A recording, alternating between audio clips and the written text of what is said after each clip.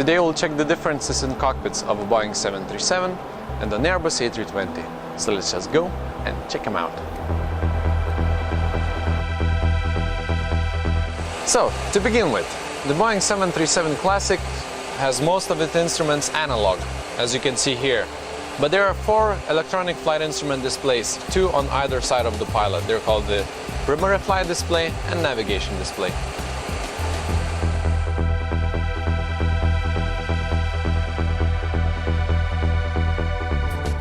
So, welcome to the Airbus A320. The first thing you may notice is the glass cockpit. All the 6 displays in front of you. Primary flight display, navigation display, and 2 displays for displaying all the information for systems and engines.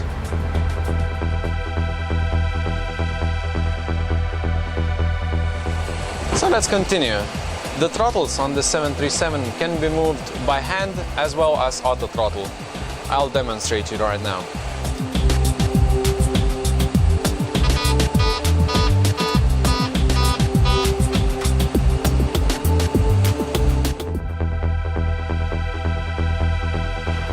Now, contrary to the Boeing, the throttles are not moved by the auto thrust system.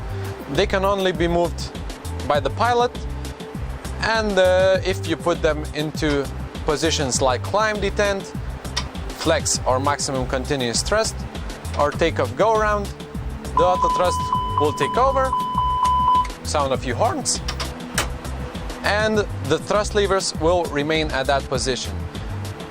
One bad thing about this, if you have a fault in the electronic system, you may have no thrust at all, and you may be stuck with an engine running until you run out of fuel.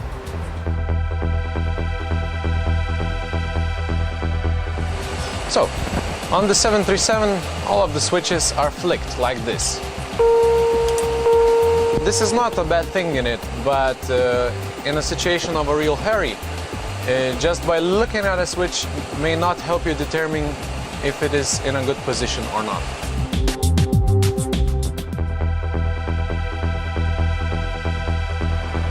Now, on the Airbus A320, as you can see, most of the switches are pushable. Why this is good? This is good because you can immediately see if a button is in a wrong position or a good position by just looking at the light. I'll demonstrate you. You can see an off light, this means bad, and no lights, this is good. Just by scanning through the overhead panel, you can see what switches are good and what are bad.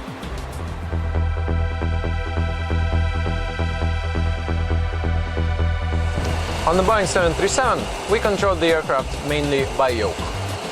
You can see it.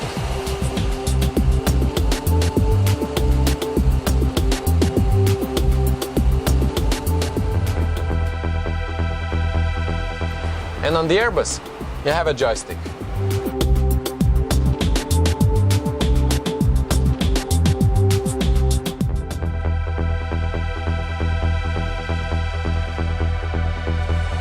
The stabilizer trim, which helps us control the aircraft on the Boeing, is controlled manually by flicking a switch.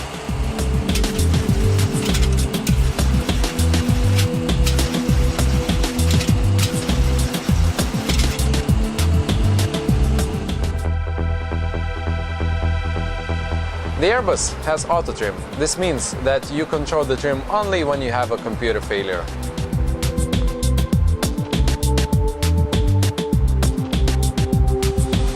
Okay, so I'll demonstrate you the auto trim. You can see it in action right now.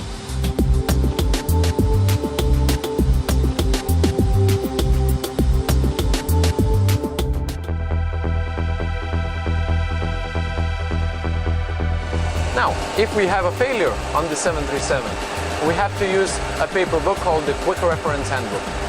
I will demonstrate you with an engine fire.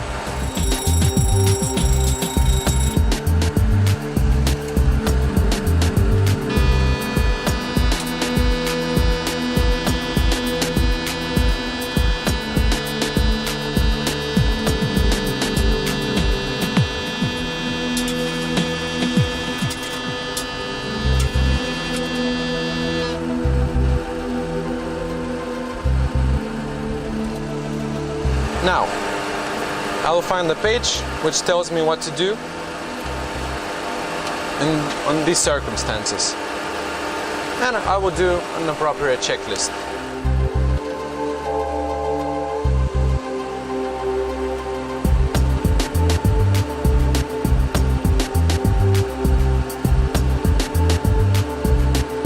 Another thing which you have to do on the 737 after an engine failure is trim the aircraft by yourself, trim the aircraft manually. This includes the stabilizer trim, which we talked about earlier, and the rudder trim, which trims the tail to help us to compensate with the side forces coming from the engine failure.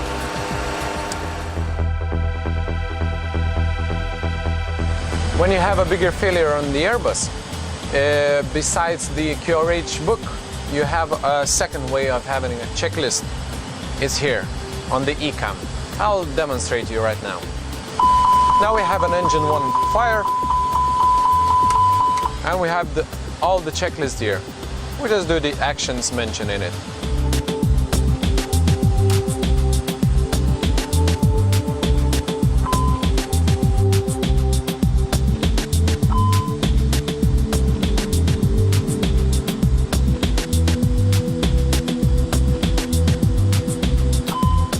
Now on the Airbus, when you have an engine failure on asymmetric thrust, the aircraft trims everything by itself. We had to trim the rudder manually on the Boeing. Now everything is trimmed. I can release everything, the autopilot is off, and it flies straight. It handles no differently than having two engines.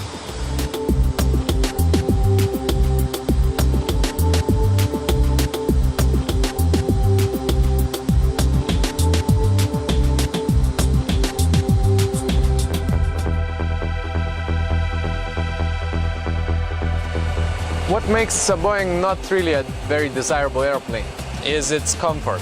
If you want to put your feet anywhere else than the standard positions by the pedals, well, you have to improvise. I'll try.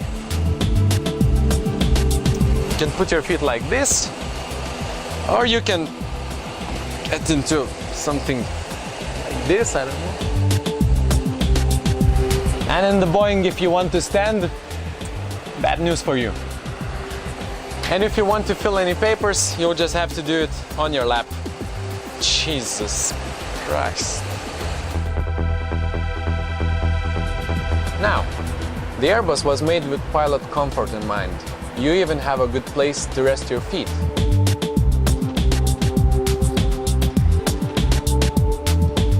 And in an Airbus cockpit, you can almost stand straight.